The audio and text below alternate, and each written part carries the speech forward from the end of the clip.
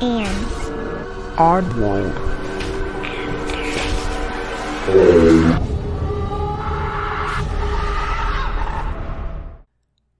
Hey oddballs, I'm your host Jensen, and welcome to episode 16.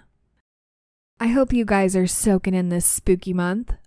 Let me know what you guys are doing this month, whether it's like a haunted hayride, going to the pumpkin patch, I don't know, picking apples, drinking apple cider, going to haunted houses. Let me know if you've been to a good haunted house. I do thoroughly enjoy a haunted house. I used to work at one, and probably that was the best job that I've ever had, because it is so fun scaring the shit out of people. Anyhow, are you guys watching scary movies? Let me know. Let me know what you're watching. I need a good list of scary movies to watch. I know you're not here to hear me ramble, so I'm going to tell you, though, a little bit more about Halloween, and I hope you're enjoying it, because I sure am. So let's get on with it. So I'm pulling this from thrillvania.com. And it's the idea of costumes originated from the Samhain. Halloween history is deeply rooted All Hallowtide and Samhain. So it's no wonder why ghosts and Halloween go hand in hand. But why do we dress up in costumes every Halloween? And where did this idea come from? It's true that North Americans brought the concept of dressing up to a prominence. In the 20th century, Americans and Canadians began to wear costumes around this time of year. By the mid-20th century, trick-or-treating was an all-out custom. But despite all of that, the Americans weren't the first ones to wear costumes this time of year. The Celtic and Gaelic tribes, which celebrated Samhain, innovated costume wearing, and they did it so in commemoration of the spirits who visited our world around the end of October. In fact, the old belief was that if you could trick a spirit in disguise, they would leave you alone. This would prevent the tribesmen from having to offer food and treats. Well, that's pretty interesting, because I've always thought that, I guess it is kind of like the same, but I've always thought that costumes were a thing because, it was to disguise yourself so that way the spirits wouldn't bother you and take your soul or possess you or what have you. So this is kind of interesting, and I hadn't heard that one yet. So let me know if you have or not. But as always, we are moving to stories. This comes from AltBallzDeep on Reddit.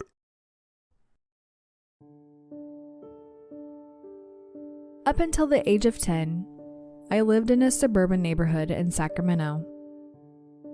The houses there were on the older side, but I'm not sure exactly how old. I know our house needed a lot of work and renovation, and I remember my dad worked on it a lot when he had free time.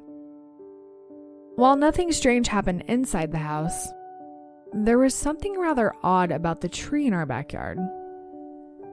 It was the only tree we had back there, and if memory serves, it was an oak tree. It could have just been my childish mind back then, but something about that tree really unsettled me when it got dark at night. The branches just looked creepy and menacing in some way, especially when the wind would move them. But that's nothing paranormal. What I think was paranormal were the orbs of light that would sometimes appear around the tree at twilight. I remember asking my dad what those orbs were, and his response was an offhand comment, something along the lines of, probably just your imagination. I think the orbs were some kind of mischievous spirit which flocked to the tree. The reason I think that may be the case is because of the 2 times these orbs got me into trouble. The first time they got me into trouble, I was about 7 years old. I was playing outside with my dog Loki, and it was getting late. Right when the sun began to set, I saw the orbs begin to descend from the top of the tree. Loki must have seen it as well, because he looked right at them and growled. They just hovered around the tree like fireflies lazily fluttering about. At this point, I was curious about what they were, so I began to approach. Loki must not have liked the idea of me getting close to the orbs, because he began to bark like crazy. Then, one of the orbs flew right by my face. That's when Loki went nuts and ran straight up the tree.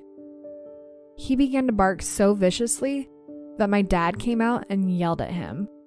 Loki was a relaxed dog, so he never acted like that.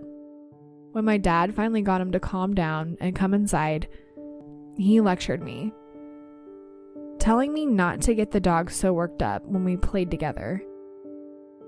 The next incident is kind of funny now looking back at it.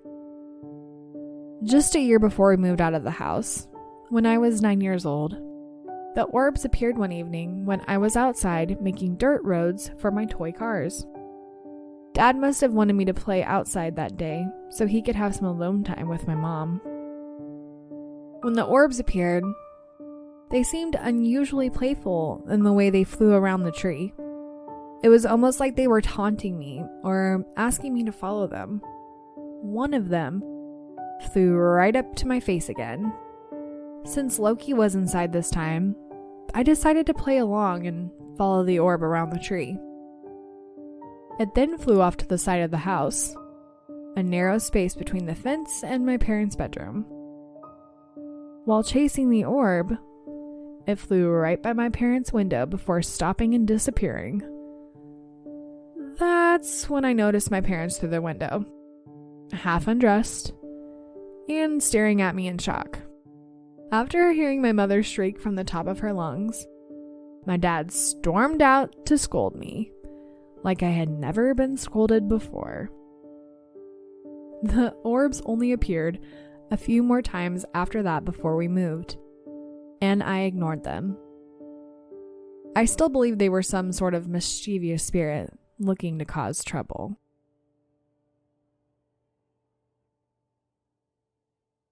Okay, well, that's pretty funny, honestly. Just the second half of that. And honestly, my first thought was the little orby things are maybe little fairies.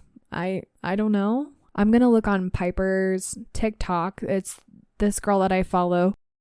She has a master's in folklore, and I will be linking her down below regardless, just because I think you guys should follow her. She's pretty cool. But I'm going to see if I can find something specifically on the subject and link it below. So anyhow, let's move to story 2. This comes from Fallen Zero Star on Reddit.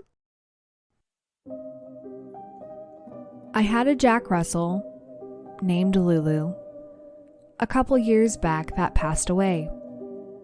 It was a sudden thing that happened, and it put me into deep depression from grief. The strange thing is that I sometimes see a white dog, just like Lulu, in the corner of my eye sometimes. When I would look, there would be nothing there. It would also happen very close to me. One time I saw it at my feet, like she was walking past me. It didn't just happen to me while I was at home, but also when I was miles away or visiting relatives. My grandmother also tells me a similar story, but with a black cat she sees often for years now. She has experienced this for over 40 years. So, can spirits of pets follow us around after they have passed?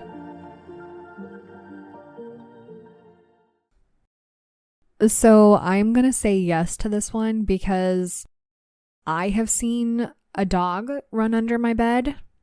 I don't know if it's like the same concept, but it was after my sister's dog had passed away, but my dog was still alive. And it was also like kind of in the dark.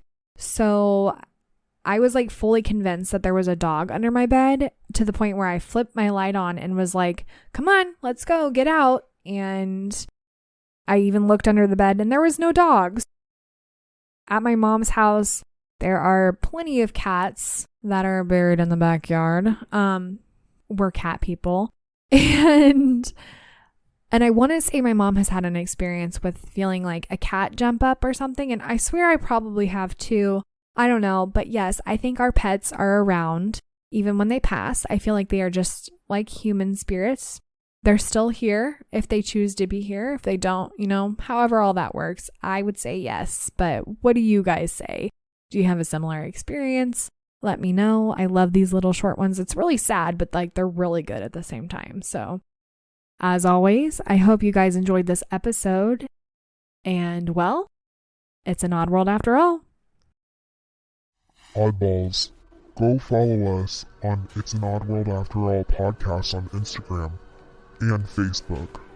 Also, give us a 5-star review on Apple Podcasts.